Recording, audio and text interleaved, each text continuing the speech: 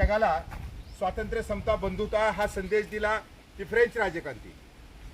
ज्यावेळेस 1789ला फ्रेंचमध्ये राजक्रांती झाली तर त्यावेळेला फ्रेंचच्या गादीवर 16वा लुई हा कार्यरत होता. 16व्या लुईचं वैशिष्ट्य म्हणजे अतिशय ऐषारामी, आळशी. आणि फ्रेंचमध्ये आणखी एक वैशिष्ट्य त्या कालखंडामध्ये होतं, आंघोळ करणं अगदी निषिद्ध मानलं जायचं. आणि त्यामुळं हा जो 16वा लुई आहे, 16व्या लुईच्या कालखंडामध्ये आपण बघितलं फ्रेंच आज सुद्धा फ्रेंच कट दाढी म्हणजे छोटीशी दाढी, आंघोळीला ती लोक शॉवर म्हणतात, थोडंसं आंघोळ त्या ठिकाणी करायचे. तशा रीतीने एकंदर हा जो 16वा लुई होता, 16व्या लुईनं पूर्ण आपल्या आयुष्यामध्ये फक्त 2 वेळेला आंघोळ केलेली आहे. तर हा जो व्हिडिओ असेल हा पाहण्यासाठी आपण फॉलो करत चला, जास्तीत जास्त लोकांपर्यंत शेअर करत चला. पाहत राहा गाळीव इतिहास. जगाला स्वातंत्र्य, समता, बंधुता हा संदेश दिला ती फ्रेंच राजक्रांती.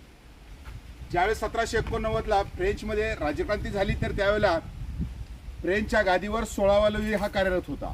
16व्या लुईचं वैशिष्ट्य म्हणजे अतिशय ऐषारामी, आळशी. आणि फ्रेंचमध्ये आणखी एक वैशिष्ट्य त्या कालखंडामध्ये होतं, आंघोळ करणं अगदी निषिद्ध मानलं जायचं. आणि त्यामुळं हा जो 16वा लुई आहे, 16व्या लुईच्या कालखंडामध्ये आपण बघितलं फ्रेंच आज सुद्धा फ्रेंच कट दाढी म्हणजे छोटीशी दाढी, आंघोळीला ती लोक शॉवर म्हणतात, थोडंसं आंघोळ त्या ठिकाणी करायचे. तशा रीतीने एकंदर हा जो 16वा लुई होता, 16व्या लुईनं पूर्ण आपल्या आयुष्यामध्ये फक्त 2 वेळेला आंघोळ केलेली आहे. तर हा जो व्हिडिओ असेल हा पाहण्यासाठी आपण फॉलो करत चला, जास्तीत जास्त लोकांपर्यंत शेअर करत चला. पाहत राहा गाळीव इतिहास.